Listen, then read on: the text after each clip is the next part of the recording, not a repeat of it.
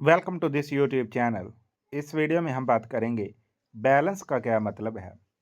Balance का मतलब है तवाज़न कायम करना, बैलेंस या तवाज़न रखना। यानी तीन मतलब: तवाज़न कायम करना, बैलेंस या तवाज़न रखना। एग्जाम्पल आपके सामने रखता हूँ। फर्स्ट एग्जाम्पल है, उसने अपने सर पर फुटबॉल का तवाज़न कायम किया। He balanced a football on his head. इसी तरह एक और एग्जाम्पल है, मैं अपने अकाउंट में बैलेंस चेक करना चाहूँगा। I'd like to check the balance in my account please. इसी तरह लास्ट एग्जाम्पल है, हमें किताबों में बहुत एहतियात से तवाज़न रखना होगा। We have to balance the books very carefully।